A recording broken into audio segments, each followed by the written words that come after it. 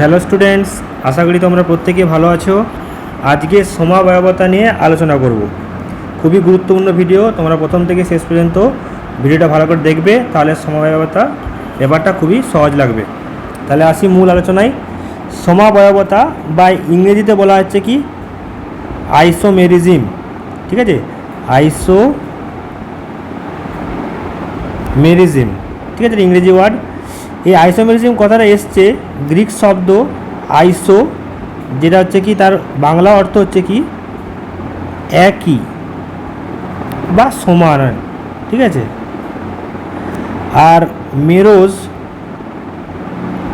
কথার অর্থ হচ্ছে কি অংশ, ঠিক আছে, বা পার্ট আর কি, মানে একই পার্ট। এই দুটো হচ্ছে গ্রিক শব্দ, ঠিক আছে, এখান থেকে এসছে। তার মানে বোঝা যাচ্ছে আইসোমেরিজম কথাটা অ্যাকচুয়ালি কি একই রকম ব্যাপারটা, ঠিক আছে। এই আইসোমেরিজম নামকরণ প্রথম করেন বিজ্ঞানী বার্জেলিয়াস। এটা নামকরণ করেন বিজ্ঞানী বার্জেলিয়াস,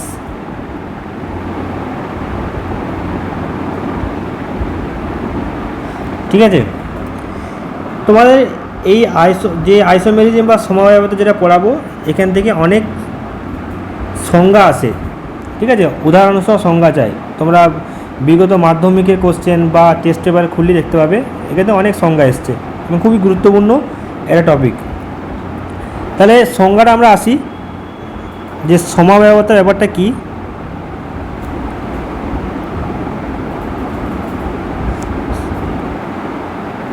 সংজ্ঞা, ঠিক আছে।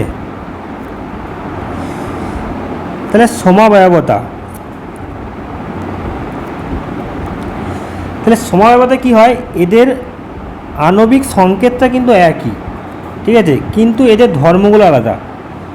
ধরো দুটো যৌগ আছে, জৈব যৌগ, যাদের আণবিক সংকেতটা এক, কিন্তু তাদের ধর্মগুলো, অর্থাৎ ধর্ম মানে কি ভৌত ধর্ম, রাসায়নিক ধর্ম, এদের আলাদা। তাহলে ওই যৌগগুলোকে বলা হচ্ছে কি সমাবয়বী বা সমবয়ব যৌগ। আর এই ধরনের ঘটনাটা সেটাকে বলা হচ্ছে কি সমবয়বতা। ঘটনা মানে কি যার জন্য এদের রাসায়নিক ধর্ম বা ভৌত ধর্মগুলো আলাদা হচ্ছে, যদিও তাদের আণবিক সংকেত একই। তাহলে এই ঘটনাটাকে বলা হচ্ছে কি সমবয়বতা, ঠিক আছে। তাহলে দেখো সংজ্ঞাটা লিখছি, একই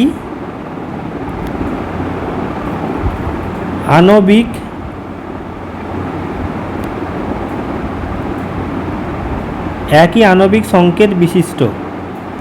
আণবিক সংকেত বিশিষ্ট কি আমি পরে উদাহরণ দিয়ে বোঝাচ্ছি। একই আণবিক সংকেত বিশিষ্ট কিন্তু ভিন্ন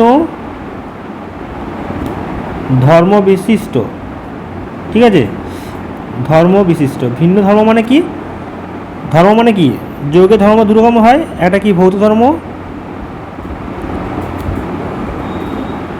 আর একটা কি রাসায়নিক ধর্ম। তোমরা ভৌত ধর্ম জানো, রাসায়নিক ধর্ম।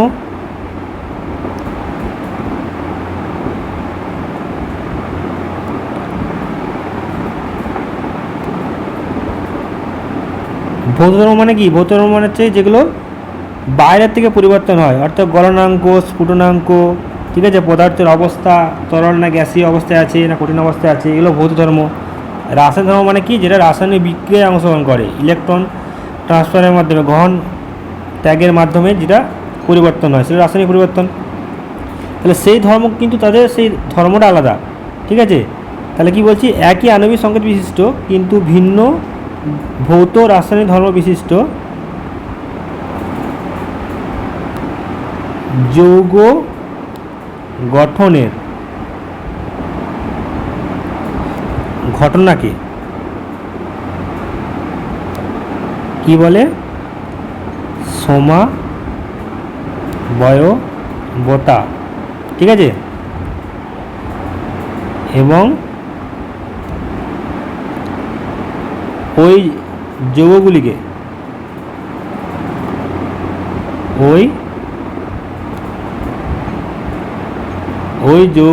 যৌগগুলিকে পরস্পরের কী বলা হয়, সমাবয়ব, বা অনেক বইয়ে কী লেখা থাকে, সমাবয়বী, সমবয়বী যৌগ বলে। তাহলে সমবয়বতা মানে কি, যে ঘটনার জন্য আণবিক সংকেত এক হওয়া সত্ত্বেও ধর্মগুলো আলাদা হচ্ছে, সেই ঘটনাটাকে বলা হচ্ছে কি সমবয়বতা। আর ওই যৌগগুলোকে বলা হচ্ছে কি সমাবয়ব বা সমাবয়বী। একটা উদাহরণ দিই, তাহলে তোমরা আরও ভালো বুঝতে পারবে। ধরো দুটো উদাহরণ নিচ্ছি, একটা ইথাইল অ্যালকোহল, তোমরা প্রত্যেকেই শুনেছো আগে ইথাইল অ্যালকোহল, আর একটা কি ডাইমিথাইল ইথার। ঠিক আছে, দেখো এটা ছকের মাধ্যমে বলছি।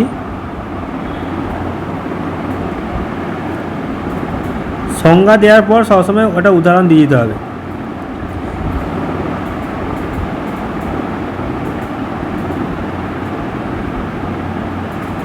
ঠিক আছে, তাহলে এখানে নাম লিখলাম যৌগের, এখানে যৌগ লিখছি,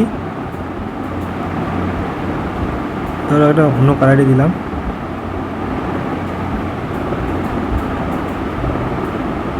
এটা হচ্ছে যৌগ,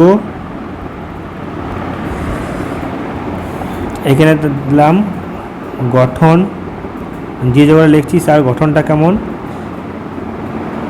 এটা হচ্ছে আণবিক সংকেত,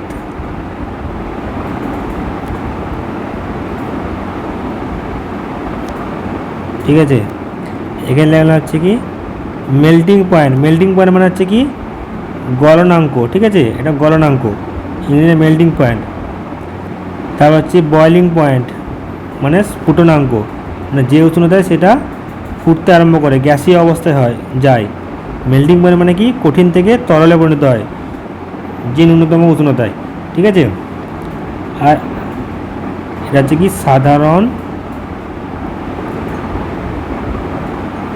সাধারণ উষ্ণতায়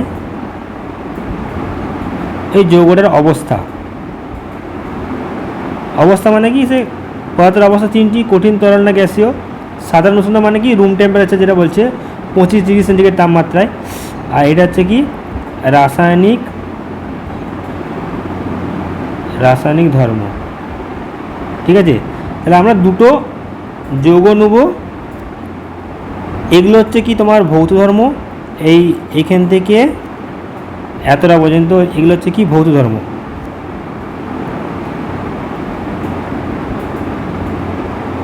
আর এইটা হচ্ছে রাসায়নিক ধর্ম, ঠিক আছে।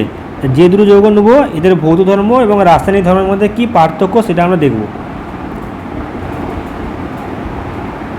দেখো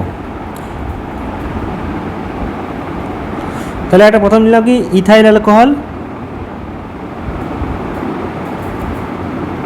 ইথাইল অ্যালকোহল, ঠিক আছে। আর একটা নিচ্ছি কি ডাইমিথাইল ইথার,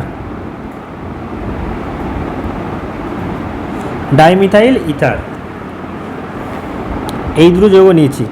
তাহলে ইথাইল অ্যালকোহলের সংকেত কি, গঠনটা কি CH3CH2OH, গঠন যদি বলা তাহলে কী করতে হবে COH যেটা আছে H, এখানে H, তিনটে হাইড্রোজেন, একটা হাইড্রোজেন, একটা হাইড্রোজেন, তাহলে এইটা হলো এটা, ঠিক আছে। এই হচ্ছে ইথাইল অ্যালকোহলের গঠন। আর ডাইমিথাইল ইথার কি, ডাইমিথাইল ইথারটা কি, ডাইমিথাইল মানে কি ইথারের সংকেত, ইথারে কি এটা হচ্ছে ইথার। আর ডাইমিথাইল মানে দুটো মিথাইল আছে CH3, ঠিক আছে, এটা হচ্ছে ডাইমিথাইল ইথার। দেখো এরপর দেখো এদের দেখো প্রত্যেকের কিন্তু আণবিক সংকেতটা এবার দেখি। দেখো ইথাইল অ্যালকোহলে আণবিক সংকেত কটা কার্বন আছে, দুটো কার্বন, তাহলে C2 লিখলাম। কটা হাইড্রোজেন আছে, 3, 2, 5 আর 1 6, 6টা হাইড্রোজেন আছে। কটা অক্সিজেন আছে, একটা।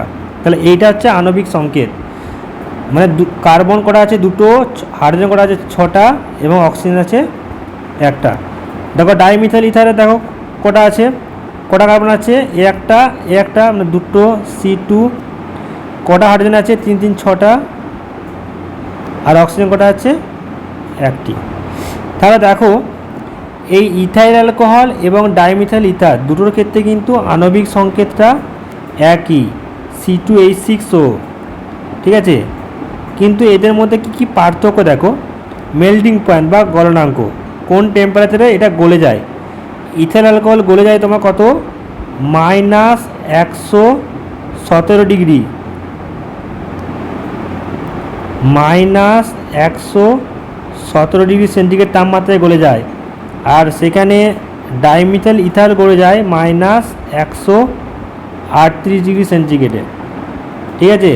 বয়লিং পয়েন্ট বা গলনাঙ্ক, এই বয়লিং পয়েন্ট বা স্ফুটনাঙ্ক কোন টেম্পারেচারে সেটা তরল থেকে গ্যাসীয় হয়। ইথাইল অ্যালকোহল গ্যাসীয় হয় কি, ওই 78.3 ডিগ্রি সেন্টিগ্রেডে, ঠিক আছে। আর সেখানে হয় -24.9 ডিগ্রি সেন্টিগ্রেডে, ঠিক আছে। খুব সহজেই এটা বাষ্প হয়ে যায়, ঠিক আছে। -25 ডিগ্রি সেন্টিগ্রেড তাপমাত্রায় এই ইথারটা বাষ্প হয়ে যায়। সাধারণ উষ্ণতা মানে কি, 25 ডিগ্রি সেন্টিগ্রেড তাপমাত্রায় কী থাকে, এটা কি থাকে, তরল থাকে, ঠিক আছে। রুম টেম্পারেচারে এর অবস্থাটা কেমন, তরল অবস্থা থাকে। আর ডাইমিথাইল ইথার দেখো কী থাকে, গ্যাসীয়। এই দেখো -25 সে গ্যাস হয়ে যায়। আর রুম টেম্পারেচার বা সাধারণ উষ্ণতা মানে কি, +25 ডিগ্রি সেন্টিগ্রেড, ঠিক আছে। আমাদের ঘরের যে উষ্ণতা এখন যে টেম্পারেচার সেটা, সেই উষ্ণতা কি গ্যাসীয় হয়ে যায়। রাসায়নিক ধর্মে কী কী পার্থক্য আছে দেখি। এই যে ইথাইল অ্যালকোহল যেটা আছে, CH3CH2OH, এ কিন্তু ধাতব সোডিয়ামের সঙ্গে বিক্রিয়া করে, ঠিক আছে। দিয়ে কী উৎপন্ন করে, এটা দুটো লাগে, তাহলে কি উৎপন্ন করবে, সোডিয়াম ইথক্সাইড, CH3CH2ONA, ঠিক আছে। প্লাস কি উৎপন্ন করে, হাইড্রোজেন গ্যাস, এটা কি সোডিয়াম ইথক্সাইড। দেখো সোডিয়াম ইথ মানে দুটো কার্বন, এ একটা দুটো কার্বন, এই যে অক্সিজেন আছে অক্সাইড, ঠিক আছে। নাম হচ্ছে কি সোডিয়াম ইথক্সাইড,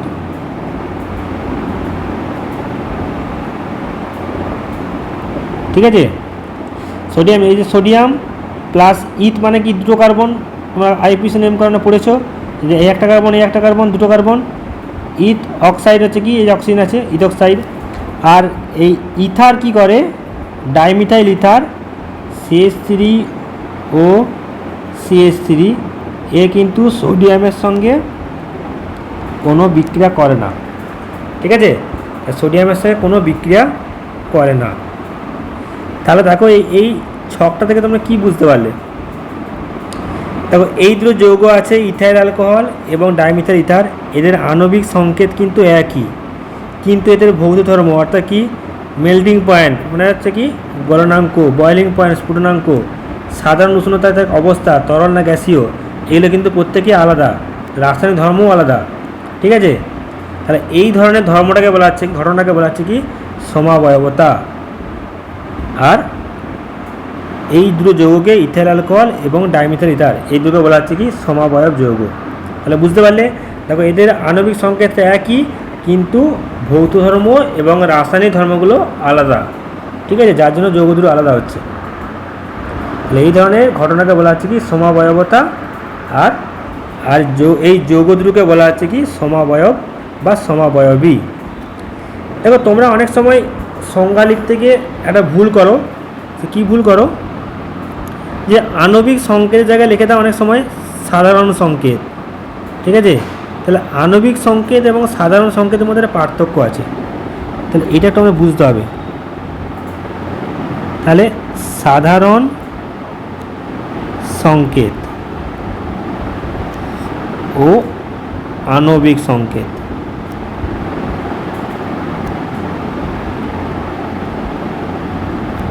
এদের মধ্যে অ্যাকচুয়াল যে পার্থক্যটা কী, এদের মধ্যে অ্যাকচুয়াল পার্থক্যটা কী, এই যেখানে লিখেছি না, এই যে আণবিক সংকেত, অনেক সময় অনেক কী করে দেয় লেখার সময় ভুল করে সাধারণ সংকেত। তোমরা এই পার্থক্যটা বুঝতে হবে। সাধারণ সংকেত ব্যাপারটা কি? সাধারণ সংকেত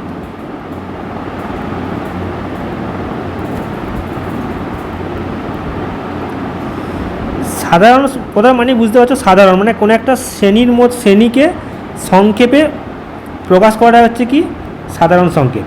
সাধারণ সংকেত অ্যাকচুয়ালি কী হয়, কোনো জৈব যৌগের শ্রেণীকে সংক্ষেপে প্রকাশ, ঠিক আছে, সেটা হচ্ছে সাধারণ সংকেত। যেমন ধরো একটা কি অ্যালকেন,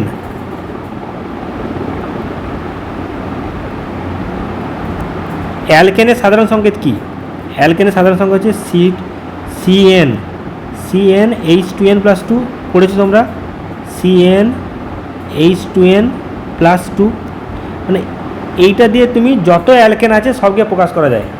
ধরো মিথেন যে আছে, মিথেন, ইথেন, ঠিক আছে, মিথেন, ইথেন, C2H6, আরও যে আছে মিথেন, ইথেন, প্রোপেন, বিউটেন, সব কি কিন্তু এই সংকেত দিয়ে প্রকাশ করা যায়। অর্থাৎ কি একটা শ্রেণীকে অ্যালকেন শ্রেণীকে প্রকাশ করছে, বা একটা অ্যালকোহল আছে, যত অ্যালকোহল আছে, মিথানল, ইথানল, প্রোপানল, সবকে তোমার হচ্ছে কি এই দিয়ে প্রকাশ করা যাবে, ঠিক আছে।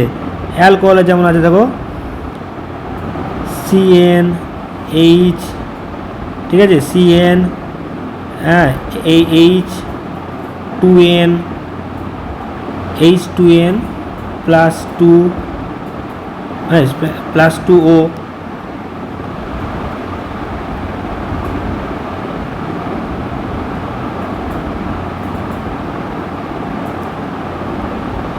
CnH2n+O, বা এইভাবে করে দাও CN2H1+OH, ঠিক আছে। এটা হচ্ছে অ্যালকোহল, এটা হচ্ছে অ্যালকোহল,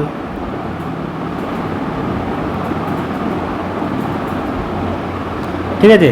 তাহলে এইটা দিয়ে তুমি যে কোনো অ্যালকোহল আছে, যেটা মিথানল, প্রোপানল, বিউটানল, সবকে তুমি এই দিয়ে প্রকাশ করতে পারবে। তাহলে সাধারণ সংকেত মানে কি, এটা কোনো একটা জৈব যৌগের শ্রেণীকে সংক্ষেপে প্রকাশ করছে, ঠিক আছে। আর আণবিক সংকেত মানে ব্যাপারটা হচ্ছে কি কোনো একটা অণুকে প্রকাশ করবে, কোনো একটা জৈব যৌগের অণুকে, আণবিক লেখা আছে, আণবিক সংকেত।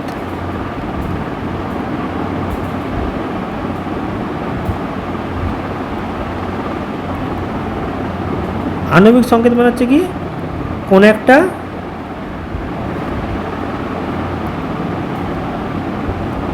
একটি জৈব যৌগের অণুকে সংক্ষেপে প্রকাশ, ঠিক আছে। যেমন ধরো আগেই বললাম যে ধরো ইথাইল অ্যালকোহল হচ্ছে কি C3H2OH, তাহলে এর আণবিক সংকেত হচ্ছে কি দুটো কার্বন আছে একসঙ্গে, CH ও এটা। আবার ধরো একটা যেটা বললাম যেটা তোমার হচ্ছে কি ডাইমিথাইল ইথার, যেমন হচ্ছে কি ধরো CH3O, CH3, তার মানে এই ডাইমিথাইল ইথারটাকে আমরা প্রকাশ করছি এইভাবে C2H6O।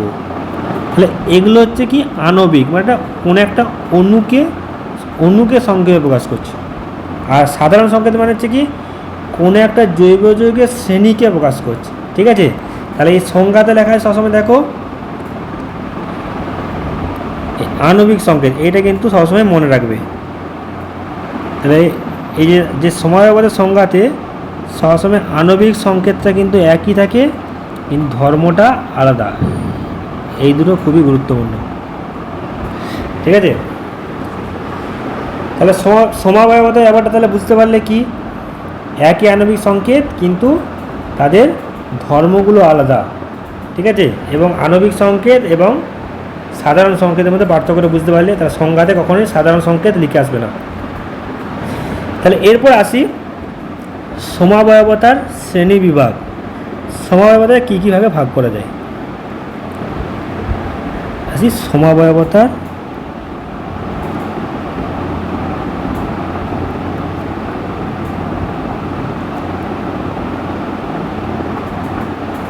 শ্রেণী বিভাগ। ঠিক আছে, তাহলে কী কী ভাগে ভাগ করা যায়? সমাবয়বতাকে মূলত দুটো ভাগে ভাগ করা যায়। একটা হচ্ছে কি গঠনগত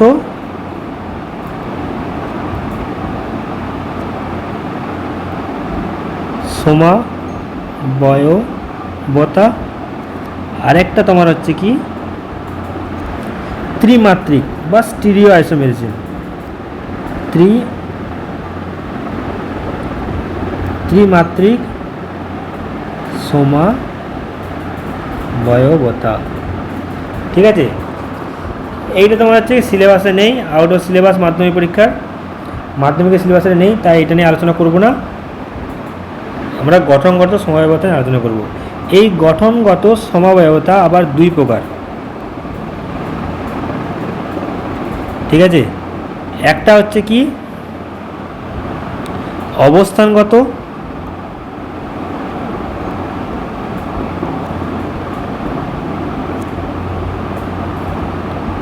সমাবয়বতা, আরেকটা তোমার হচ্ছে কি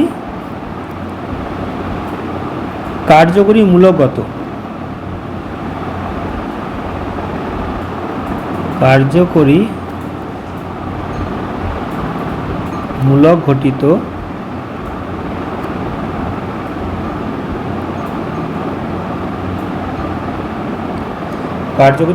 সমাবয়বতা।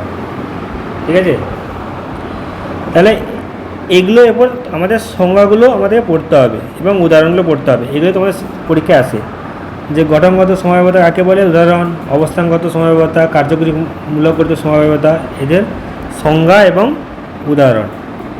ঠিক আছে, তাহলে প্রথমে আসি গঠনগত সমাবয়বতা।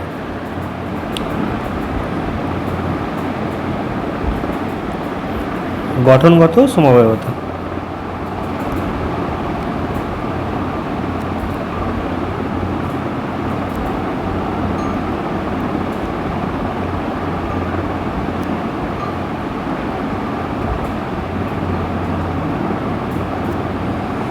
তাহলে সমাবয়বতা ব্যাপারটা মানে হচ্ছে কি আণবিক সংকেত একই হবে কিন্তু এদের ধর্মগুলো আলাদা হবে। তাহলে গঠনগত সমাবয়তায় কী লিখব, এদের আণবিক সংকেত একই কিন্তু গঠন কাঠামোর পার্থক্যের জন্য কী হয়, যৌগগুলো ভিন্ন ধর্ম বিশিষ্ট হয় দিয়ে সমাবয়তা প্রকাশ করে। বোঝা গেল, গঠনটা আলাদা হওয়ার জন্য, এই গঠনটা যেটা আছে এটা আলাদা হওয়ার জন্য তার ধর্মগুলো আলাদা হয়। ঠিক আছে, কিন্তু তাদের আণবিক সংকেতটা একই। তাহলে এই ধরনের সমাবয়তাকে বলা হবে কি গঠনগত সমাবয়তা। দেখো খুব সহজ সংজ্ঞা। তাহলে কী হবে, একই আণবিক সংকেত। তাহলে আণবিক সংকেত সবসময় সমাবয়তা একই হয়, একই আণবিক সংকেত বিশিষ্ট, একই আণবিক সংকেত বিশিষ্ট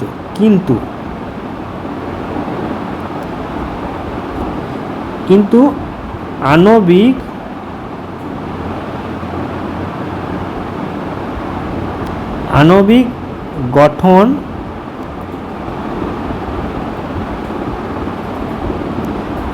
গঠন কাঠামোর পার্থক্যের জন্য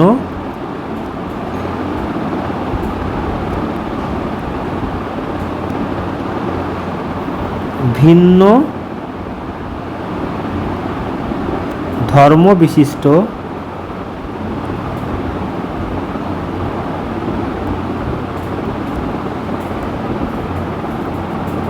দুই বা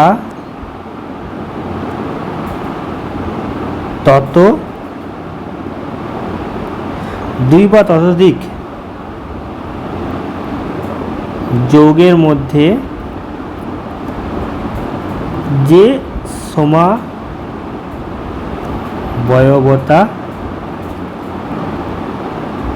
দেখা যায় তাকে গঠনগত সমাবয়বতা বলে।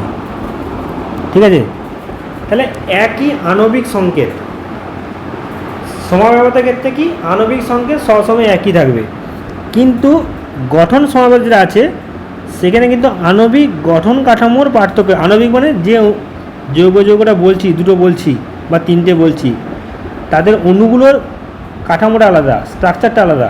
ঠিক আছে, সেই স্ট্রাকচার আলাদা হওয়ার জন্য তো ধর্মগুলো আলাদা হচ্ছে। তো ধর্ম আলাদা হলে কী হয়ে যাবে, তাহলে আমাদের সমাবয়ব দেখা যাবে।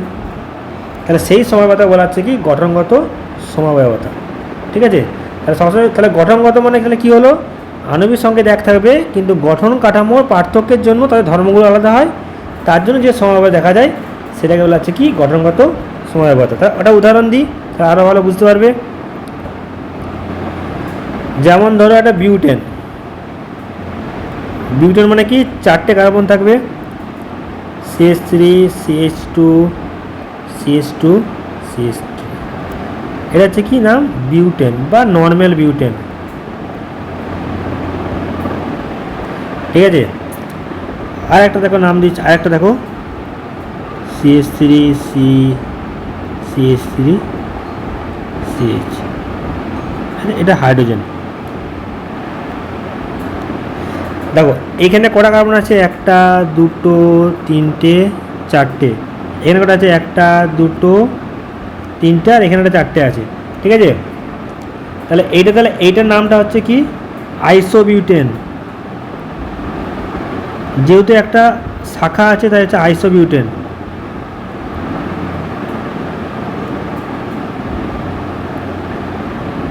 ঠিক আছে, এরপর দেখো এই দুটো যৌগের মধ্যে কী কী পার্থক্য দেখো। এই দুটোরই ক্ষেত্রে কিন্তু আণবিক সংকেত দেখো, এটা হচ্ছে আণবিক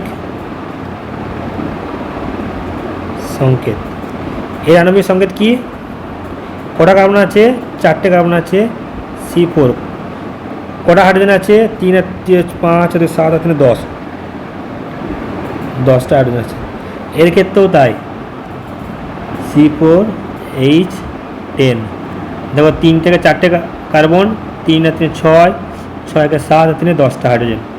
তা দুটোর ক্ষেত্রেই কিন্তু আণবিক সংকেতটা একই, কিন্তু দেখো এদের আণবিক গঠন কাঠামো আলাদা। দেখো এইটা দেখো স্ট্রাকচারটা একদম সরল, দেখো স্ট্রেট হয়ে আছে, কিন্তু এটার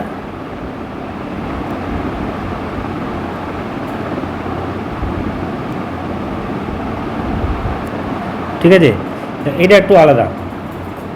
তাহলে বুঝতে পারছো এদের কাঠামোটা, এটা হচ্ছে গঠন কাঠামো আলাদা হওয়ার জন্য কি যে ধর্মগুলো আলাদা হয়, আলাদা হচ্ছে। তাহলে এই ধরনের সমাবয়তা বলা হচ্ছে কি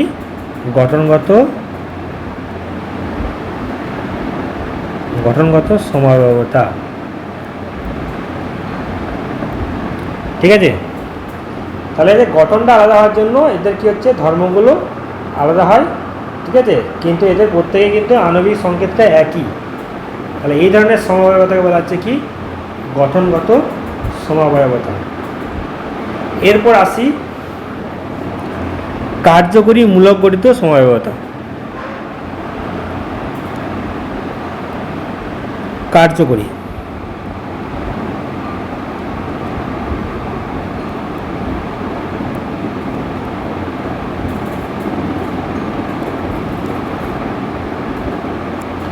কার্যকরী মূলক ঘটিত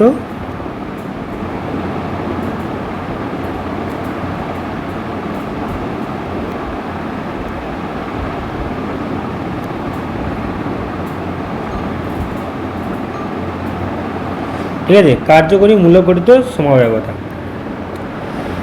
তাহলে এক্ষেত্রে তাহলে সংজ্ঞাটা কী হবে, একই আণবিক সংকেত বিশিষ্ট কিন্তু কার্যকরী মূলক যেগুলো আছে সেগুলো আলাদা হওয়ার জন্য কী হয়, এদের ধর্মগুলো আলাদা হয়। তাহলে কী হচ্ছে এদের সমবায়বতা দেখা যায়। তাহলে এই ধরনের সমবায়বতাকে বলা হচ্ছে কি কার্যকরী মূলক গঠিত সমবায়বতা। মূলত সংজ্ঞায় আসে, এবার উদাহরণ সঙ্গে সঙ্গে দিয়ে দিতে হবে তার সাথে সাথে। দেখো সংজ্ঞায় লিখছি, তাহলে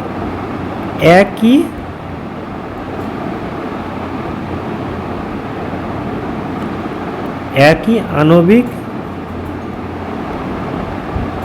সংকেত বিশিষ্ট,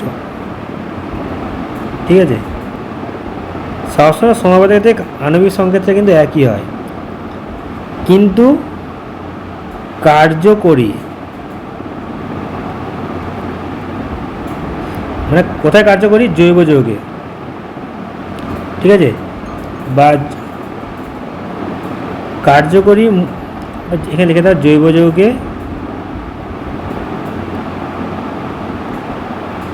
উপস্থিত, ঠিক আছে, জৈব যৌগে উপস্থিত কার্যকরী মূলকের ভিন্নতার জন্য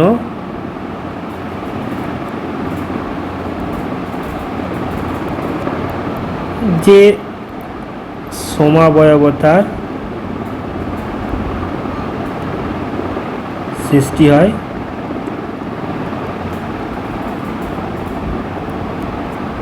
তাকে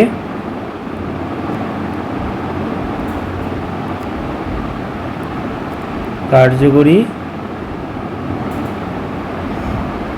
বা একই আণবিক সংখ্যা বিশিষ্ট কিন্তু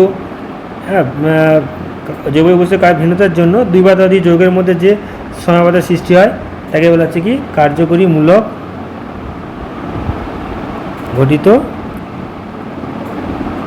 সমবায়বতা বলে, ঠিক আছে।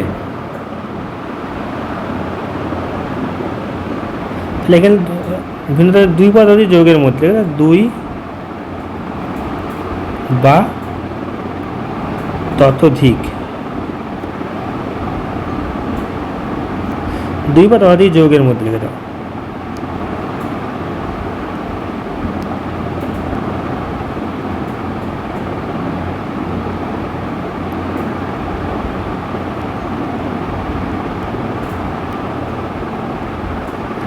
ঠিক আছে, জৈব যৌগে উপস্থিত, তাহলে একই আণবিক সংকেত বিশিষ্ট কিন্তু জৈব যৌগে উপস্থিত কার্যকরী মূলকের ভিন্নতার জন্য দুই বা ততোধিক যৌগের মধ্যে যে সমবায়তার সৃষ্টি হয় তাকে বলা হচ্ছে কি কার্যকরী মূলক গঠিত সমবায়বতা। তা দেখো উদাহরণ দিয়ে আপনারা বুঝতে পারবে। তাহলে প্রথমে উদাহরণটা দিচ্ছি, যেটা ঠিক আছে আরও সহজ লাগবে। ইথাইল অ্যালকোহল যেটা আছে CH3 CH2 OH, আর এটা তোমার হচ্ছে কি ডাইমিথাইল ইথার ও CH3, ঠিক আছে, এটা হচ্ছে কি ইথাইল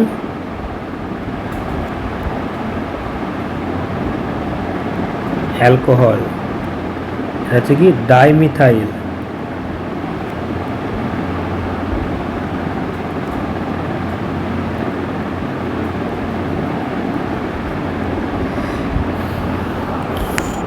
ঠিক আছে, ডাইমিথাইল ইথার,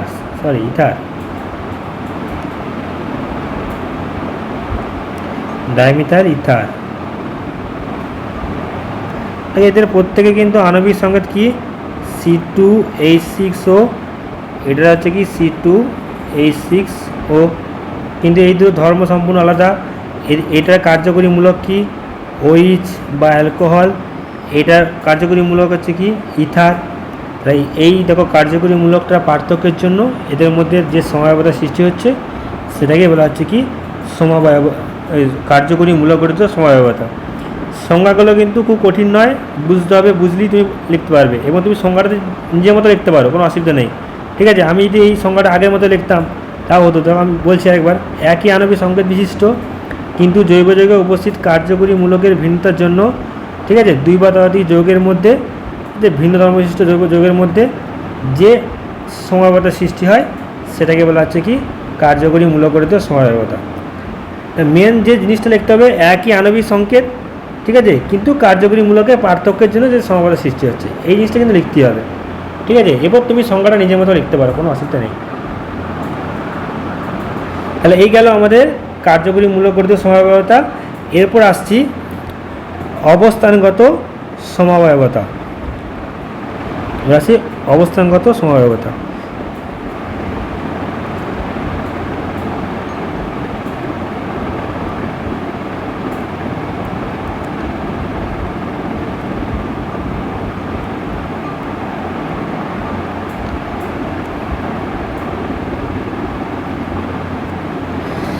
তাহলে অবস্থানগত সমবায়বতা, তাই তো? তাহলে সমবায়বতা কী হয়, কার্যকরী মূলকটা কিন্তু একই হয় কিন্তু তাদের ধর্মগুলো আলাদা হয়। ঠিক আছে, তাহলে এখানে অবস্থানগত, তাহলে অবস্থানে কিসের অবস্থান হবে, কার্যকরী মূলকটার অবস্থান হবে। দুটোর ক্ষেত্রে একই কার্যকরী মূলক আছে, এর আগে যেটা ছিল কার্যকরী মূলকটা আলাদা ছিল। ঠিক আছে, এটা ওই ছিল, ওটা ইথার ছিল। অবস্থানের ক্ষেত্রে কী হচ্ছে, দুটো যৌগের ক্ষেত্রে একই কার্যকরী মূলক থাকবে কিন্তু তাদের অবস্থানটা আলাদা হবে। ঠিক আছে, হয় এটা 1 নম্বর কার্বনের সঙ্গে যুক্ত আছে ওইচটা, অন্যটা হবে 2 নম্বর কার্বনের সঙ্গে যুক্ত হয়। ঠিক আছে, বা 3 নম্বর কার্বনের যুক্ত আছে, তার অবস্থানটা আলাদা হচ্ছে। তাহলে অবস্থানটা আলাদা হওয়ার জন্য যৌগগুলো কী হয়, ধর্মগুলো আলাদা হয়। তাহলে তার জন্য যে সমবায়বতার সৃষ্টি হচ্ছে সেটাকে বলা হচ্ছে কি, অবস্থানগত সমবায়বতা। ঠিক আছে, তাহলে সংজ্ঞা লিখছি দেখো। তাহলে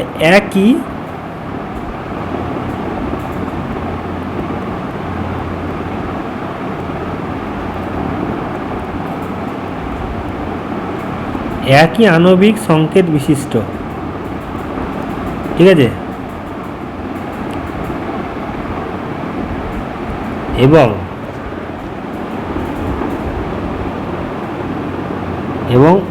একই কার্বন শৃঙ্খল বিশিষ্ট। দুটো ক্ষেত্রে কার্বন শৃঙ্খলটা একই থাকবে।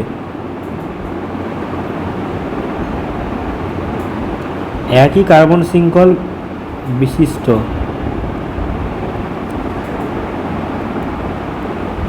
জৈব যৌগে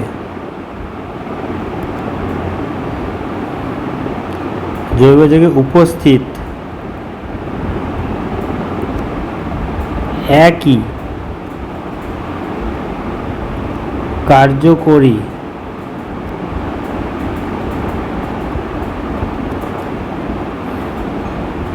কার্যকরী মূলকের বা পরমাণু, কোনোটা পরমাণু হতে পারে।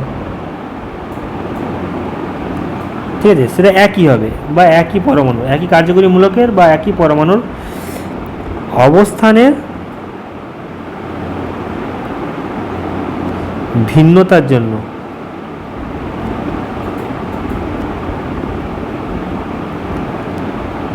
যে সমবায়বতার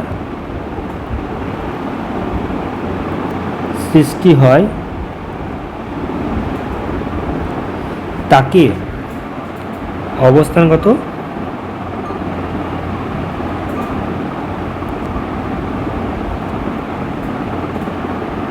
সমবায়বতা। তাহলে দেখো এখানে ব্যাপারটা কি,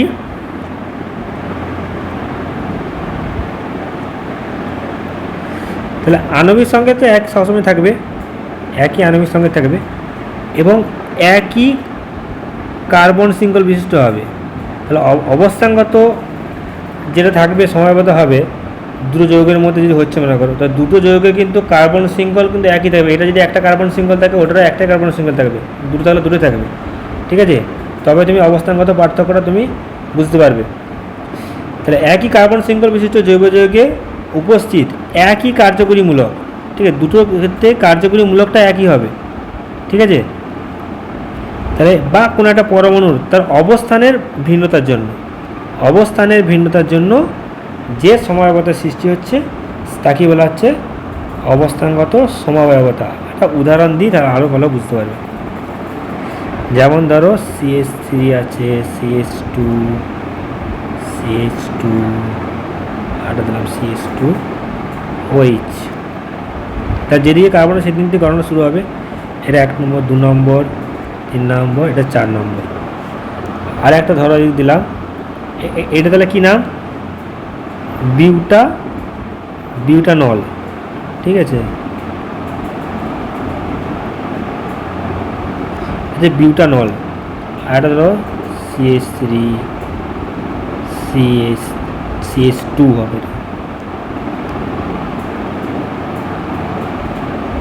CH CH3। তাহলে এখানে কটা আছে? 1 2 3 4। তাহলে আছে কি বিউট 2 অল হবে। ঠিক আছে, বিউটান 2 অল, বিউটান 2 অল। ঠিক আছে, বিউটান 2 অল বা 2 বিউটানল। তাহলে এখানে দেখো যে ওইসটা যেটা আছে, এখানে দুটো ক্ষেত্রে কিন্তু কার্বন শৃঙ্খল একই আছে, কোনো এক্সট্রা কোনো কার্বন শৃঙ্খল নেই, এখানে দুটো একই কার্বন শৃঙ্খল আছে। তো ওই জন্য লেখা যায় একই কার্বন শৃঙ্খল। তাহলে এখানে কিন্তু আবার যদি CH3 এখানে দিয়ে দিতাম তাহলে কিন্তু এর সঙ্গে অবস্থানটা তোমার অসুবিধা হতো। ঠিক আছে, আর ওই জন্যই বলছে যে জৈব যৌগটা নেবো সেখানে দুটো জৈব যৌগের ক্ষেত্রে বা 3টে হলো 3টের ক্ষেত্রে, 4টে হলো 4টের ক্ষেত্রে, তাহলে কিন্তু কার্বন শৃঙ্খল দুটোর ক্ষেত্রে একই থাকবে। ঠিক আছে, এবং তাদের মধ্যে যে কার্যকরী মূলকটা আছে সেটাও কিন্তু দুটোর ক্ষেত্রে একই হতে হবে, বা 3টেকে যা বলবে 3টে যৌগের ক্ষেত্রেও হতে পারে। ঠিক আছে, ওই 3টের ক্ষেত্রে বা দুটোর ক্ষেত্রে কার্যকরী মূলকটা একই হতে হবে। ঠিক আছে, কিন্তু দেখো এদের অবস্থানটা দেখো, এইটা যেটা আছে এটা হচ্ছে 1 নম্বর কার্বন পজিশনে আছে, আর এখানে যে কার্যকরী মূলক যেটা ওইচ আছে এটা দেখো ক নম্বর আছে? 2 নম্বর কার্বন পজিশনে আছে। ঠিক আছে, তাহলে এখানে দেখো অবস্থানের পার্থক্যের জন্য কি হয়, এই দুটো কিন্তু যৌগ ধর্ম আলাদা হয়, এদের ভৌত এবং রাসায়নিক ধর্ম কিন্তু আলাদা হয়। তাহলে এই জন্য যে সমবায়বতা সৃষ্টি হচ্ছে তাকেই বলা হচ্ছে কি অবস্থানগত সমবায়বতা। তাহলে এইটা সংজ্ঞাটা তোমার দেখলে মনে হয় একটু কঠিন আছে, কিন্তু খুবই সহজ। ঠিক আছে, একই আণবিক সংকেত সমবায়বতা মানে আণবিক সংকেত অবশ্যই এক হবে। ঠিক আছে, এবং তাদের ধর্মগুলো আলাদা হবে। ধর্মগুলো কী জন্য আলাদা হচ্ছে? এখানে অবস্থানের পার্থক্যের জন্য আলাদা হচ্ছে। অবস্থানের পার্থক্যটা কী জন্য হচ্ছে? তাদের কখন হতে পারে? তাদের যখন দুটো যৌগের মধ্যে বা 3টে যৌগ যেটা বলবে যৌগগুলির মধ্যে কার্বন শৃঙ্খল যখন এক থাকবে। ঠিক আছে, কার্বন শৃঙ্খল এক থাকলে এবং তাদের মধ্যে যে কার্যকরী মূলকটা থাকবে সেটাও এক হতে হবে। ঠিক আছে, এটা ওইচ বা ইথার নিলাম তখন কিন্তু হবে না, তখন সেটা হয়ে যাবে কি কার্যকরী মূলক গঠিত হয়ে যাবে। ঠিক আছে, কার্যকরী মূলক গঠিত ক্ষেত্রে কার্যকরী মূলকগুলো আলাদা হয়, তার জন্য ধর্মটা আলাদা হয়। বোঝা গেল? তাহলে মেন হচ্ছে তাহলে এটাই হলো অবস্থানগত সমবায়বতা। তাহলে এখান থেকে তোমাদের কী কী আসবে?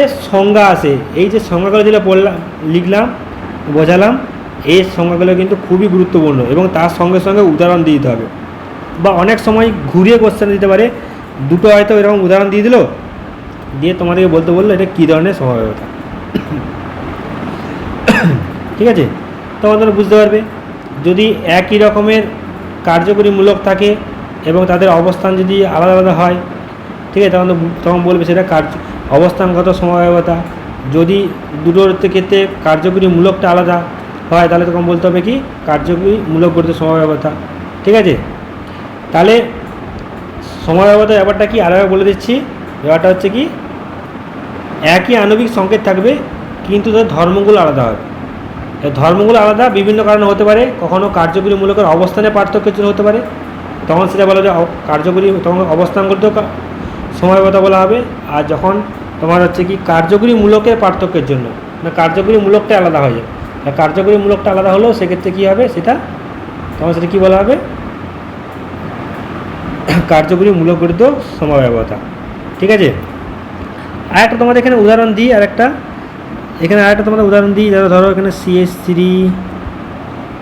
ঠিক আছে, CH ডবল বন্ড CH, এটা হচ্ছে CH3। ঠিক আছে, এই একটা 2 নম্বর উদাহরণ দিচ্ছি মনে করে, একটা মনে করে আছে। দেখো এখানে একটা আছে, এটা CH3 CH2 CH double bond CH2। ঠিক আছে, তাহলে দেখো এখানে যেটা আছে, দেখো এইখানে দেখো এটা 1 নম্বর 2 নম্বর 3 নম্বর 4 নম্বর 1 2 3 4 এটা কিন্তু অবস্থানগত সমবায়বতা। ঠিক আছে, দেখেন এখানে ডবল বন্ডটা কি 1 নম্বর কার্বনের সঙ্গে যুক্ত আছে, এটা ডবল বন্ড 2 নম্বর কার্বনের সঙ্গে যুক্ত আছে, এটা যে 1 নম্বর কার্বনের সঙ্গে যুক্ত আছে। তাহলে এটার অবস্থানের পার্থক্যের জন্য হচ্ছে, এখানে আরেকটা লিখেছিলাম দেখো, কোনো একটা পরমাণুর অবস্থানের পার্থক্যের জন্য। ঠিক আছে, এটা পরমাণুর অবস্থানের পার্থক্যের জন্য। দেখো এখানে ধরো যে কার্বনটা মনে করো এটা মানে কি CH3 মানে কি, ধরো CH2 মানে CH2H না, এটা এক্সট্রা আলাদা করে লিখলাম। ঠিক আছে, তাহলে এইখানে দেখো আবার CH মানে কি, এখানে কি ছিল CH ছিল, এবার এই CH দেখো এখানে কী আছে H। তারপরে এই কার্বনটাকে পরমাণুটা অবস্থানটা কিন্তু আলাদা হয়ে গেছে। ঠিক আছে, এটা এই কার্বনটা এই হাইড্রোজেনটা কী আছে, এই হাইড্রোজেনটা 1 নম্বর কার্বনের সঙ্গে আছে, এখানে দেখো হাইড্রোজেনটা 3 নম্বর হাইড্রোজেনের সঙ্গে আছে। ঠিক আছে, তাহলে পরমাণু অবস্থানের পার্থক্যের জন্য কী হচ্ছে, এখানে কী হচ্ছে, সমবায়বতার সৃষ্টি হচ্ছে। বোঝা গেল? এই ডবল বন্ড বলো, তারপর ট্রিপল বন্ড, ত্রিবন্ধন, এগুলো কিন্তু একটা কার্যকরী মূলকের মধ্যে ধরা হয়। ঠিক আছে, তাহলে এদের অবস্থানের পার্থক্যের জন্য কী হয়, সেটা অবস্থানগত সমবায়বতা ধরা হয়, বলা হয়।